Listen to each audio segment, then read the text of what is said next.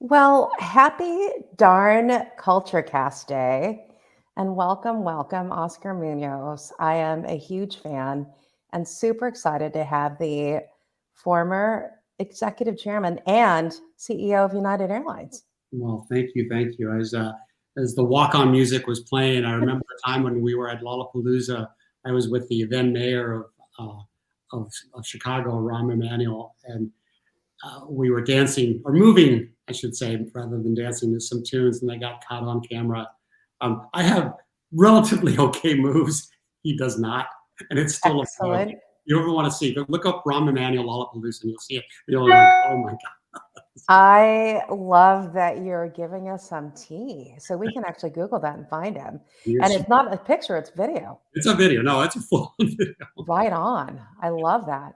I'm super excited because that tune, I know you and I were backstage talking about, hey, there's a walk-on song.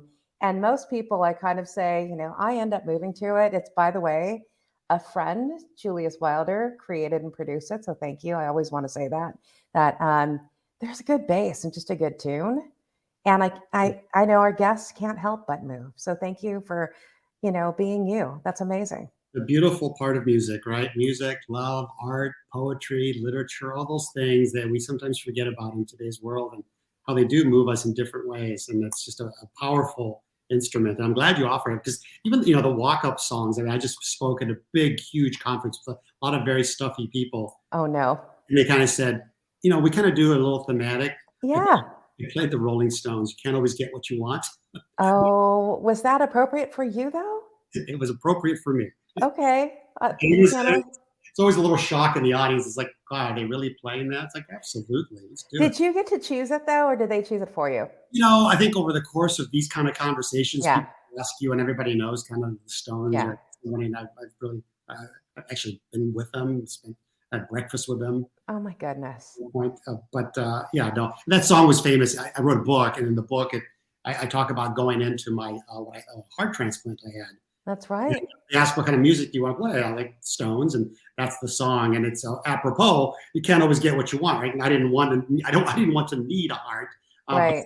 Get what you need, which I got one, and here I am, almost 8 years later after that transplant, and happy, healthy, busy, and all this. Oh my goodness, yeah. And I think apropos because I think in your book, didn't the doctor say when the heart showed up, which was kismetly on your birthday, that they found a rock star heart? And I guess question, I don't want to dive into that right now, but the Rolling Stones, did you feel that at all when you were you vibing with the music even though you were under? Did that make a difference? As you know, anybody that's had surgery, they count from 100 down and you get to 99 and you're gone. Yeah. No, I clearly heard it, and it was, No way. There's all these little things, right? This is the thing about life and all the things that we can do for other people, right? Just little things for just a second.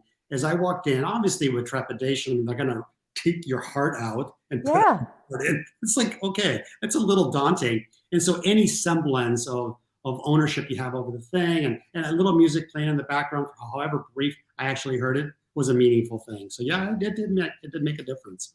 Oh my goodness. Well, thank you so much for being so open about talking about your open heart surgery. And it's wild timing too, as I do want to jump into the story of you being appointed as the new CEO to help turn around United. But before we even get there, I love your story. I was sharing this with you. I feel like I so resonate with you and that I'm always proud to say I am first generation American. My parents were immigrants to this country from the Philippines. And my mom and dad had no family here.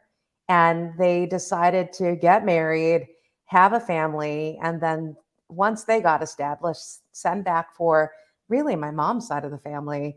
And that family lived with us until they got started. And fast forward, I think about the arc of my life, how that really kind of created a pathway to um, experience in working in large companies where there's a large, diverse frontline hourly workforce trying to make their way. And Mm. so I'd love for you to just kind of jump into really, who is Oscar? You mean, how did you, right? Like when you were a child and then you yourself, beginning to create that American dream, what was that pathway that led you to becoming this amazing and epic leader? Well, thank you for those compliments. I'm not sure that they all apply necessarily, but the concept, the question of who's Oscar, it's like, can I lay down for a second? You can. I mean, we'll listen intently. Ah, it's like I think who we all are is a complicated question, but it always starts with where you began, and you just Mm, told, in your words, the arc of your story and your parents, and the how they came and how they brought others behind them. I think there are so many of us that resonate with that story in this great country, and not just necessarily people that are considered minorities in today's parlance, but right. people over many many centuries and generations. And I think that's one of the things about diversity and inclusion we forget. Everyone almost here is an immigrant at some point in That's time. right. Some people have been here longer than others. So, my road, my journey, it started on the dusty roads of northern Mexico. I was born there to a single mother who left with her older brother, uncle, who was already living in LA. He Oh, wow. arranged, he arranged her documents, so she went up to sort of begin to make a living. When left me with my maternal grandmother, who I lived with for the next 7+ years. Oh, And wow. those early years, and your question is, who am I? The dormant values, those latent values that I learned in those formative years from this incredible human being who was a blue collar worker. It doesn't matter. She didn't really actually have a job. She Yeah. had her husband at a fairly young age and was taking care of me. We didn't have a home of our own necessarily. She didn't have a job. So we traveled from town to town and families. I think one of the things about the Mexican heritage and a lot of heritages is that, and like you mentioned it, Yeah. you're never homeless. It's like you just, you meet somebody and there's always somebody smiling that lets you in. So I remember vaguely all of those things, but what really has stayed with me, her values, which she never complained. The Yeah. comfort I felt in her rugged hands when we walked down a road was all I needed for my own sort of confidence and knew and I was safe. The way she treated people, the way people treated her, her work ethic, her loyalty, never complained, never pointed the fingers, never had a cross word. All of those things is those for 7, 8 years. That's what I lived. It was just her and I and these various things, and all of that as I grew up and going into big companies and doing the things that we've done in careers. All of those values and lately have come back to me when I've had really tough decisions to make and not really knowing because leadership is difficult and there's always difficult problems you have to manage. But those values, how I engage and interact with people, how I treat people, Yeah. value them regardless of what level they are, all of that is an exact, very specific and direct correlation from those values. So who is Oscar? Well, I called her Mama Josefina, my abuelita, my grandmother. Oh, Um, I am a product of hers, but more importantly, I'm also a product of all that I've met along the way. I think there's a great poem that was written that talks about that. But I really resonate with the fact that Tennyson says, I am parts of all that I've met. I think yeah. all of that thing, and that's who I am. And it's a complicated group of people. Sure. I bet. Yeah. I think, I thank you for sharing about your journey to the United States and learning from your abuelita. That's pretty amazing. And, I'm listening to you talk about you observed how she was treated and how she treated people, and how I think what I know about you and what I've seen about you is kind of how you have that grace for other people.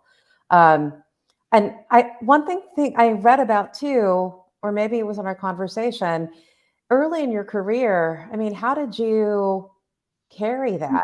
I think about why I feel like I just so resonate with you. I think about early corporate culture, and maybe it's just the generation that I was in, and likely you were in too, where there was such a big corporation and there was a way of behaving successfully. And to me, at least my personal experience, it was more about, well, I can't be fully who I am because I need to assimilate to how, the company is defining success. And I don't know if you experienced that. Well, for sure, right? I mean, and especially some of the younger viewers will, DEI is a term and a concept. Yeah. People have left and right views on it, and it's politicized. But nevertheless, it is a concept that people comprehend, and there's a level of support. Sort of quote, back in the day, there was Yeah. none of it. The assimilation was critical. I mean, I did not embrace my heritage or my language. It's everything about being more American for all the right reasons. And then increasingly over the course of my life and career, there came this burden of perfection because you're not supposed to be here, right? I worked Yeah. in high finance, which is a intellectually challenging and at the time populated by a lot of people that have had a lot of history and generation and a lot of intellect that was equipped, they were equipped with, and there wasn't necessarily for people's perception, that somebody like me would have that kind of background. So I had to prove and felt I had to prove, and it made for a really murky, difficult, sort of maybe 10 years of my life and career where I was like this intense, very driven, very insular, very controlling, Mm-hmm. and all this time trying to project to others this facade of what I wanted them to see or what I thought they wanted to see in me. And we all live through this, right? I mean, it's like, Yeah. it's funny because I say this like it's new. It's like, no, we all feel it. I think the concept of what you do in your CultureCast and what I do, why I talk at these things, is we want to make sure that people that are coming up in this world and experiencing this learn from people that have been through it and succeeded. You don't have to do that. That's right. Being yourself is such a, if all the life's lessons, if I had known myself much more and was comfortable and, it started, it's not like you don't give a crap about what people think about you. Of course you do. Yeah.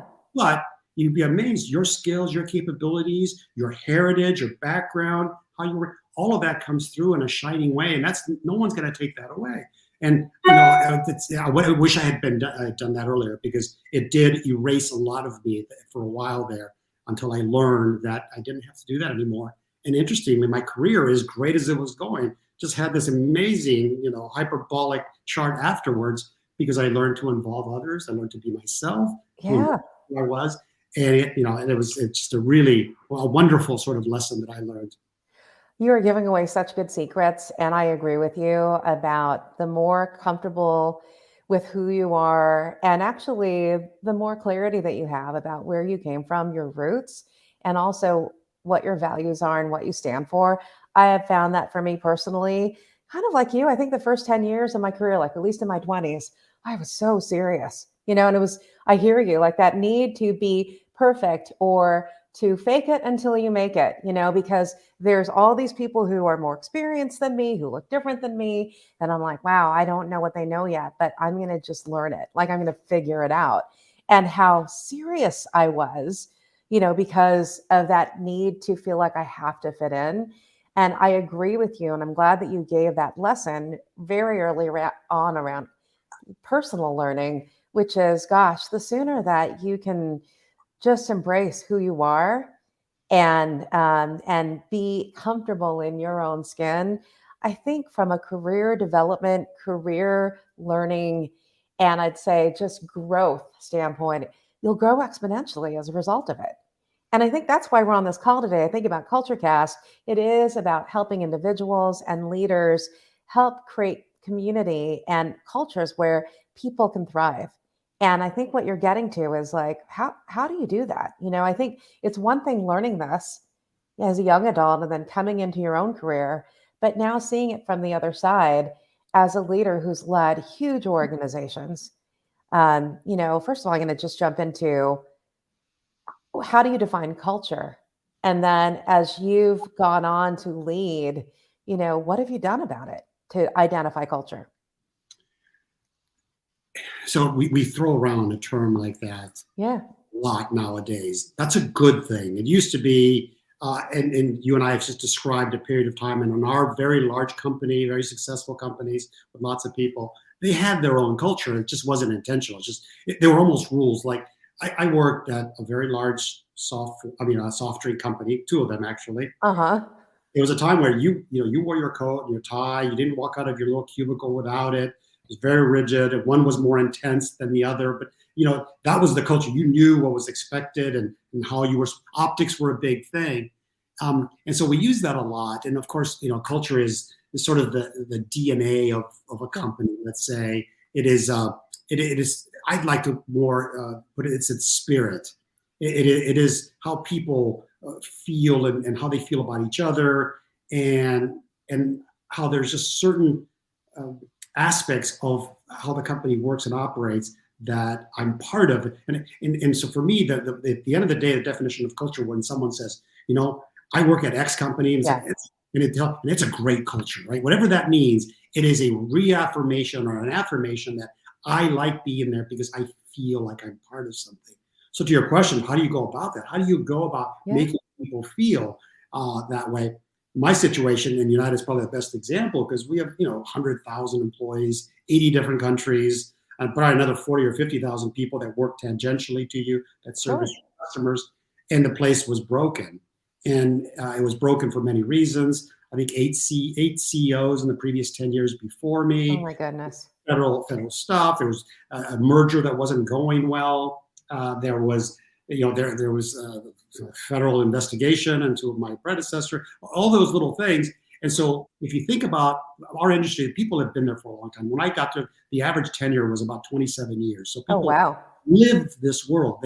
They really enjoy taking care of you. They love the industry and the business, but they've been going through hell. And so, how do you establish a culture? The culture there was toxic. They were disenfranchised, disengaged, the big 3Ds that you don't want to ever be part of. So for me, my instinct, and again, it's back to these dormant, latent values that I discussed at the top of it. It sounds silly, but what did I learn from my grandmother? Every time we walked into somebody's new home, she immediately would go into making sure that these people that were letting us into their life felt good about it. So her way was she just went to work. She started cleaning and doing everything, and I went right alongside, and we kind of kept to our little selves. So, but there was a way that she assimilated, if you will, into this place. So my way has always been my nature. After I learned to be myself, and you have the same personality, you just walk around and say hi to people. Like, hey, that's right. Listen, where are you from? It's like, hey, those are awesome. By the way, I love your glasses. And thank this you. is my version of being hip and cool today. I've got a pink. I think we're matching. I've got pink on my shirt. I don't know if you can really tell. But for me, the culture aspect was I didn't know how I was going to fix it, but I knew who to ask what needed to be fixed. And it wasn't the consultants and the investors and my board and even my senior most leadership team, because they were all part of that. And maybe they couldn't see the forest for the trees. So I made a decision. It's like, I'm going to go out and when I was asked by the street investors, right, they want to hear you're going to cut people, you're going to shut things down, you're going to do those things. When I asked, it's like, what are you going to, what's your first step? I said, you know what? I don't know. It's like that. This is, by the way, being comfortable with yourself. Your life. I had a sense, but it's like, I don't know, but here's what I'm going to do. I'm going to go out and ask the people that actually touch your experience, your bags, your airplanes, your coffee. I'm going to see what they had to say and hold on for that, because I think that's the best step. And so what built the building of the culture there, we went from a culture that was like, oh my God, what's wrong with United now, to one that's like, what's next? And in the concept we christened this concept of we began to build the new spirit of United. I mean, we didn't talk about a culture changing, but the expectation was that the top person cares enough to come in and talk and listen to everyone. And he does it one-on-one. There's not a big conference room or a big thing. And the conversations were not really deep, I would say. It's like, hey, cool glasses, where'd you get those? Or if a lanyard had a football team's name, I would talk about somebody had a picture of their kids. But you engage with them on a very individual basis. And it was instinct, it's who I was, but it's also how I want them to treat you as a customer, right? You should feel special when you fly on United, not just another number, another seat. I got the middle seat. All of those things are not uncomfortable, but if somebody treats you like it's just we all know this feeling when somebody treats us well. Right. How do you get 100,000 people to do that? Well, you build a spirit or a culture, and it starts with the top of the example, the proof point. Yeah, I love that. When I'm hearing your story, it's a reinforcement that I believe culture is a reflection of leadership and literally starting from the top. You're saying, hey, after all this churn that had happened in the past 10 years, 8 CEOs, federal investigations, I mean, you name it. Of course, that's going to create a toxic culture, and it's going to be hard on people to kind of uphold expectations, for an airline to serve their customers. But here's what I love about what you did, and I feel I do this too, which is why I feel like I just so resonate every time I listen to you talk. Is it's about being personal, right? And it's about hearing and seeing and being present with people. And so what I mean by that is, you mentioned to me, oh, I love your glasses, or you'll say that to somebody else, or you'll notice a football team on their lanyard. It is about making that personal connection with people. I think it's that informal and creating that familiarity, before jumping in on, that next level. Because I think what I read in your book is that you did ask for feedback, right? You asked for what's the hardest thing. If not, people would, after they've come to know you this way, although they may not have personally interacted with you, but word gets around, you know. And when the leader behaves in this way, which is engaging, interested, present, personal, people will come forward with ideas. And so I love that you use that example, that simple things one can do as an individual to help create culture, or I like using the term co-create culture, is actually engaging with people, and meeting them where they're at. It's kind of what I'm hearing you say. Yeah, and very well said, for sure. And that you can, I always, it's always important for people to take away something from your conversation that resonates with them, that they can put in their own words. Yeah. Spirit of what I'm trying to convey fits into their vernacular, and then they carry it forward. And importantly, they see part of themselves in that process. There's just no greater level of engagement you can have, right? We talk about engaging employees and customers, and Yeah. I always say capturing the hearts and minds of folks. It's an important thing. Minds, it's a more technical, analytical thing. Hearts is a human thing. Yeah. People just don't feel part of it. And it's like, I just wish, and by the way, for all of you listening, we're talking about a lot of these, what we call maybe softer sort of skills. What they drive is a level of engagement in other humans, that all of these great ideas, like a simple question, like what's wrong, a lot of great ideas come from that. Our company not only turned around from a culture and how friendly they were, our business rocked. I mean, Yeah. we doubled our stock price. And so that is a combination. So I never usually talk about all the strategic things that Yeah. great decisions and a great team we put together to make all those things happen, because that is required. But the foundation that I came up with, all the concepts that I did, was the first thing we had to do. In a turnaround, you always have to find the first thing, the platform. Yeah. And that's why I went out to listen to people. And what I came back with the support of my team, was the first thing we needed to do was we needed to regain the trust of our employees, not our customers, Right. not our customers.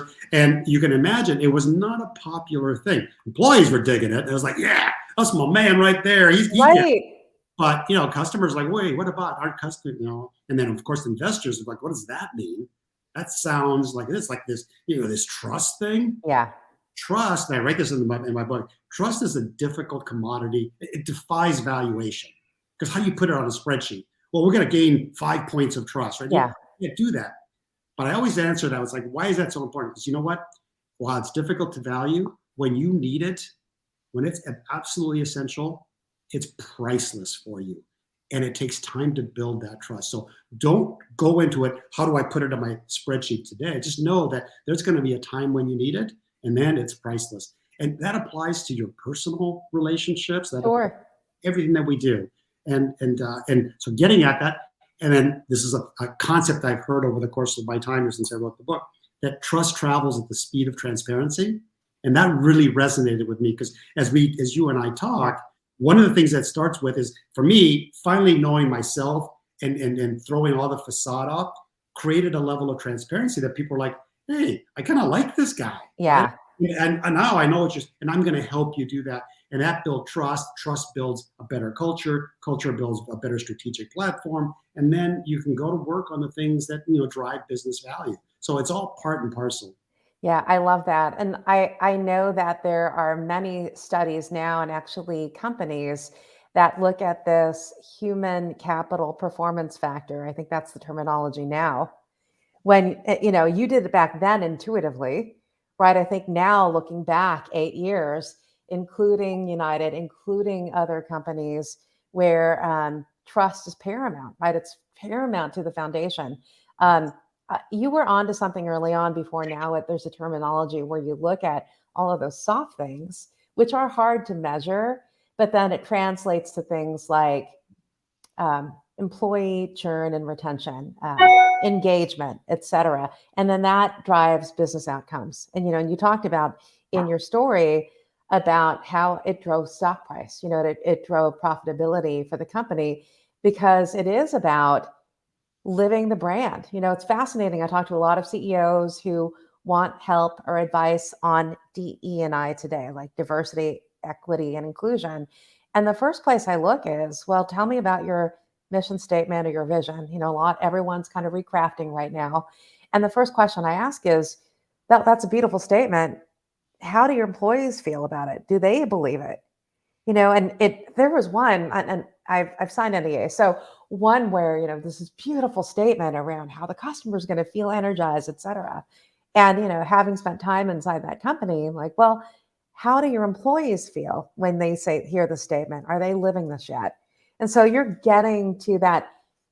I think it is the foundation, not only for turning around a company, but it is part of the strategy. The first thing you came back with is we're going to earn back the trust of our employees, because I think they're the ones delivering on the promise of flying the friendly skies, right? At least at United. Absolutely. No, it's no question about that. It's pretty amazing that. And then I do want to jump into, you talked about, no pun intended, I felt like you led with your heart. Your heart was working so hard that 37, 38 days into your tenure as CEO, you have this massive heart attack. So talk about that. Oh God, yeah. But it's funny because I'll weave it around all of that we've been talking about. Okay. It was a really big part of the culture shift, unfortunately, at United. I recommend doing this, by the way. So yeah, I was a marathon runner, triathlete, vegan. Wow. I was a vegan because one of my sisters was on her third remission of a cancer, and it was getting pretty dire. We were worried. And so in order to support her, everybody was, people were shaving their heads, and I figured I had more weight than hair to lose. and so what we went through there was a simple conversation of I adopted her diet, a low alkaline diet, which is in essence a vegan one. And so it wouldn't have been expected. And again, I was not a huge athlete, but I was indeed very. I just raced a 100-mile bike race 2 weeks before. And so the interesting part, and I'll do a quick little PSA. Yeah. Heart disease is the biggest killer in America by far. Cancer ain't got nothing on heart disease. And part of the reason, or a lot of the reason, is that a lot of the symptoms of a heart condition aren't really known. There's so many different symptoms with a blockage of heart and blood flow to various parts of your body. And it's very different for men and for women. And so there isn't like, oh my God, it's the big one. No, right. They have nerve endings here, so it's not that way. So it manifests itself in different ways. And most people will just kind of blow it off. Yeah. Like, oh, that feels weird. I'll just kind of, lay down or sit down or jump in the shower. And that's why people don't make it. I learned that from a good friend of mine who I rode bikes and ran with. And he's a cardiologist. And he would always tell us these stories about people dying on his operating table who were relatively young and relatively fit, and how genetic this disease is. And his advice was, listen, if you ever feel anything weird, these various symptoms, call 911 and just immediately tell them where you are. And which is like, okay, I mean, it's like, that's a good thought. They immediately tell them where you are. I remember thinking, it's like, duh. Yeah. But he added this really dramatic point that partly saved my life. He said, and when you reach someone, immediately tell them where you are. Huh. Yeah. Because you may not make it past the phone call. No. And we're thinking, it's like, okay, Mark, his name's Mark. It's like, dude, that's a little.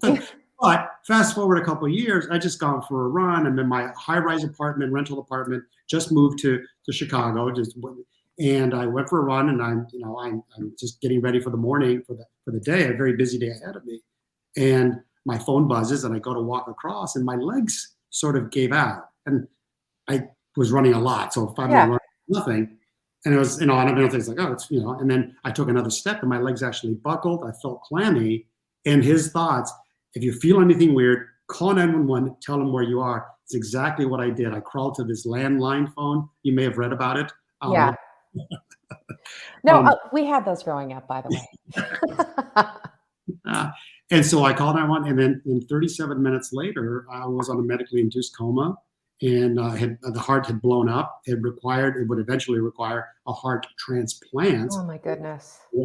So there's a concept in heart disease called the whale maker that everyone's heard. It's not actually, if you ask a doctor, it's not really a concept, but it's not really a term, but it is a concept. As one doctor said, because you took the whale maker and gave it the middle finger. That's how bad it was. And later on, you would hear from a lot of the nurses, you've never seen anybody come in that state and make it. So I'm blessed beyond belief. And so we went through that process again. And so back to the story of United, though, after I come out of the coma and people begin to figure out what's happened and they don't know what the future is. Can I come back? Will I be healthy? What's my treatment? Didn't quite know about the transplant process just yet.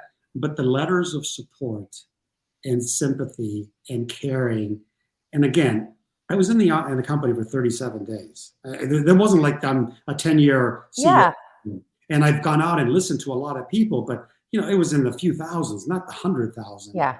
But back to the concept we were talking about, when one person leads to another, how they feel and what they tell. Well, that just went viral before that term was issued inside the company, and the volume of things that would come into the house, to the apartment. And of course, my kids would bring them in bags, and they would come in every morning and read these notes. When I knew that the pride and professionalism of this my new family was there, and that's what I had hoped to rebuild and rekindle.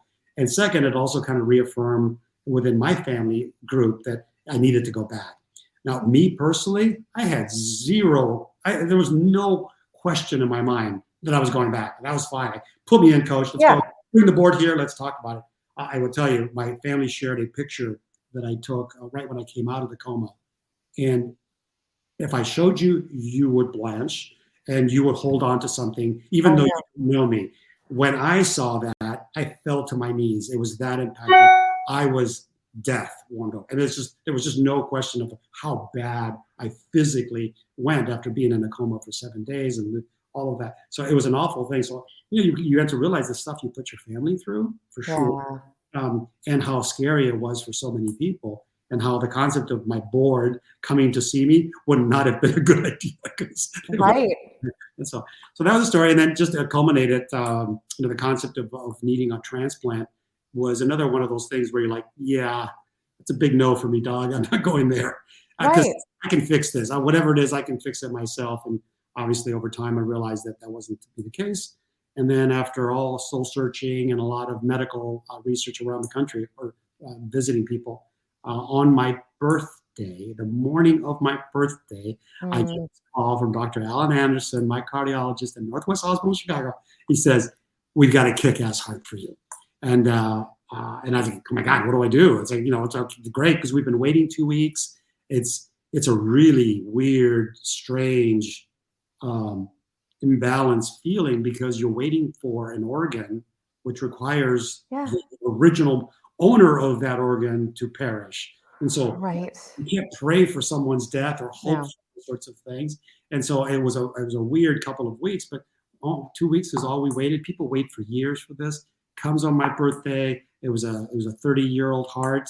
And so I'm a family of 9. I'm demographically the oldest of 9, but with the new heart, You're the youngest, right?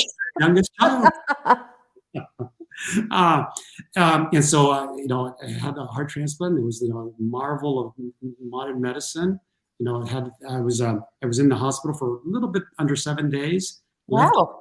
Left on a Thursday afternoon, and was back at work on the following Monday. We didn't tell anyone I was back at work because for a lot of public reasons, but Yeah. work. And I was feeling, I had to stay away from, there was a lot of, control points.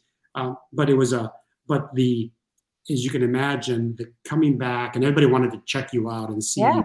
So first of all, I lost 45 pounds. So I kind of look good. I mean, it's like, Maybe not for the right reasons. I hear you. Wow.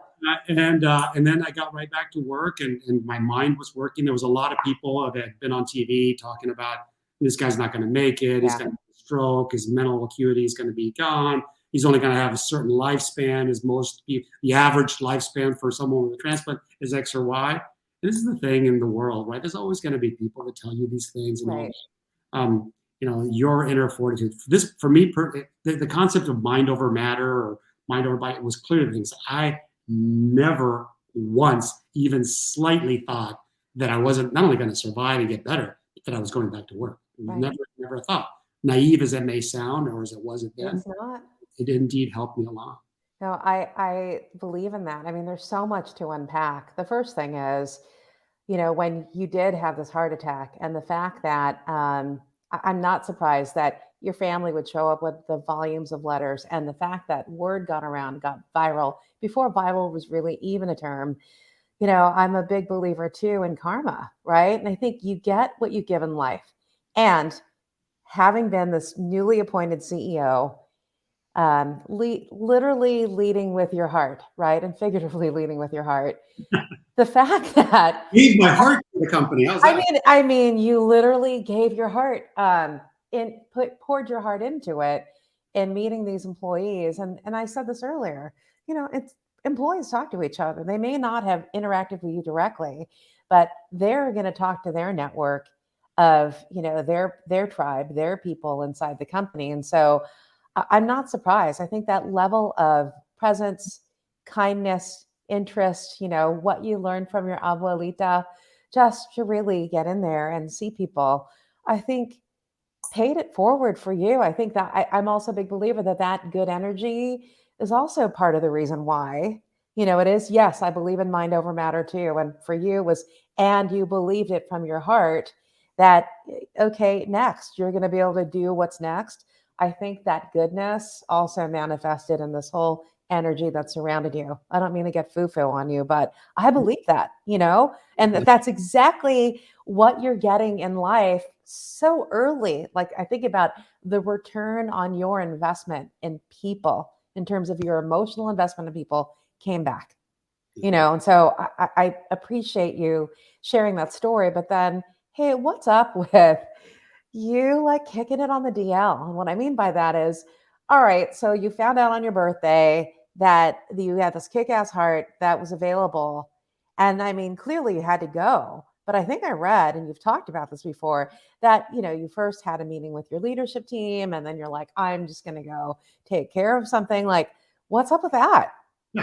I mean, it's so first of all, it's incredible to be alive and not, it's like, so that energy was certainly flowing through me, and knowing that something, once I got past my head about, no, I'm not going to transplant. So, okay, let's do this. Let's go. It's like, okay, let's do it.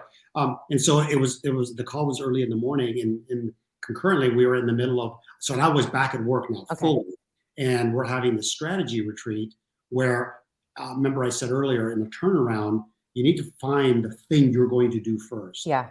So I was with my team and this outside consultant who I've now formed a partnership with, because everything we do in the book they had a part to do with. And so people are always asking, how did you do this? How did you do that? So we put this team together. But we were in the process of determining this first thing to do, have all the senior leadership, and we've been working for a couple of days. And difficult conversations. People said, you got to build systems, and everybody had different views. But on the morning of all of this, it was the morning where we were going to coalesce and finally decide together what that thing was. So I get the call in the morning, and it's like, I don't want to miss this session. He says, you don't really have to be in until later this afternoon. So, just relax and just eat. And I'm like, can I go to work? And it's like, he's like, why would you? It's like, I kind of need to. So go into work. again, you can only make this stuff up. And, I took a lot of time in the book to write it out in the dramatic fashion that it followed. But in essence, I go back in there, I tell my general counsel and my HR person, hey, Sue, because nobody could know about Yeah. this, I'm going in later today for a heart transplant. And this is after they had to manage for 3 months me being out with Yeah. right. So there's all sorts of been a lot of furor out there already. So this is a new one, and it's coming so sudden. So they're like, oh God. So let's go back in. That morning, we as a leadership team coalesced against. There's so many different things we can do as a starting point, but we've lost the trust of our employees, and we need to regain that. Yeah. That was my intent, but that was not my word. They came around to that aspect of that. Amazing. Happened literally right before lunchtime.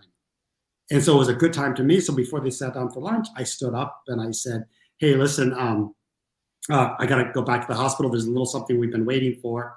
And so hopefully it won't be long. Yeah. And I said, I'll see you on the other side.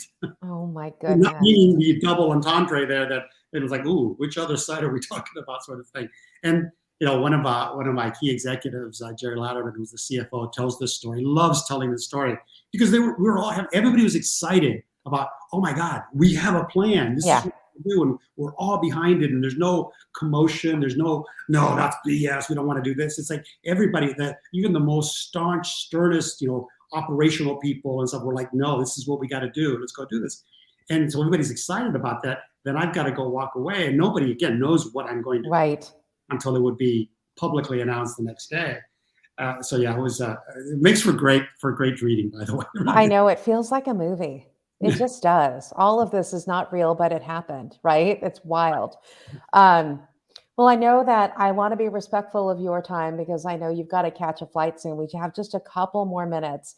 And before we wrap up with lessons learned, I always love to get into pop culture with my guests. And I love to ask, and it could be anything. What are you loving these days? Whether it's food, fashion, what you're reading, what you're listening to, what you're watching. I mean, what is on the top of your list, Oscar? This sounds so silly, and everybody gives me grief about it. I really enjoy TikTok. I just Do you? I laugh so hard, and I'm intelligent enough to figure out the things that happen, and I love music, and there's a ton of music. There's a lot of humor. I see trends. I see how people think. I see the younger generation and what's important to them. And it's really powerful for me as an older person when I talk about these things. And I'm kind of not hip, but up to speed on things. Forward. But it's important beyond being hip. You understand how people are thinking, and you see what people talk about. You see the fact that our younger generation is growing up certainly more digital, but more diverse, much more accepting, much more embracing, much more caring about the world around them. Right. I mean, and they're fighting back and pushing and not accepting the norms. And you see groups of them, and it's not a homogenous group anymore. It's easy. And, there's difficulties with, all the different, the approaches of how people name themselves, which can be confusing. But at the same time, it means something to them. And I always tell sort of the older set, it's like, if you really want to make an impact on this, yes, diversity and inclusion, the fact. But we should really pay attention to this younger generation because they are the future of our companies, of our country. They are our kids. They are, and it's a great bunch of people with a different value set that is hopefully going to bring everything back together. Because I feel like we've done this divide, and this doesn't feel good. And those aren't political answers, by the way, because I'm more of a centrist on everything. But there's human values that I really respect and value, and more importantly, I respect people's views, however different they might be from me. And so TikTok, in a weird way, gives me a quick sense of all of that, and it makes me laugh. And so, I love it. Yeah, I'm obsessed with TikTok, and maybe it's because I'm obsessed about culture that there's that whole TikTok channel around why people are quitting their jobs. It's fascinating. And to your point, this is the most diverse generation of young people, and I agree with you. Future leaders of the world, now entering the workforce. And I love your messaging too around reinforcing diversity, equity, inclusion. I think the good news is the numbers are there in terms of diverse backgrounds and experiences now entering the workforce. And I think a lot of the lessons learned and just listening to you over the last 45 minutes is all around how do you include people? How do you intentionally, as a leader, make the effort to invite other people's thinking in co-creating culture? I mean, if I were to sum it all up, and be human while you're doing it. Yeah. It's okay that you're a CEO, but the fact that you led as a human being is humbling. I think about that. Best part of the journey has been that it's been every pain point, every peak, every valley, every success, every failure. I'll always attribute the successes to the people around me. The failures, those bad boys were all mine. And I learned a lot from them. And that's my future, to provide whatever kind of guidance and approach to others so that they don't repeat that. Or when they do face those things, they think of a different way of responding rather than what others tell you. So know yourself. I'm telling you, it's just the first thing you can do. Really know yourself. Yeah. You want other people to know you. And that self just shines through. And you've learned that over your time, and I have. And so I hope a lot of your readers get some good things out of this. So Right on. I love ending it with that. Know yourself and be true to yourself. Love it, love it, love it. Love you, Oscar. You're phenomenal. Oh, thank you. Thank you so much for your time. And I know everyone who was listening and watching right now also thank you. And for now, we're going to sign off. I'm going to say safe travels to you and to everybody else. We will see you on the next CultureCast. Be well. Thanks, everybody. Thanks for having me. Bye. Bye.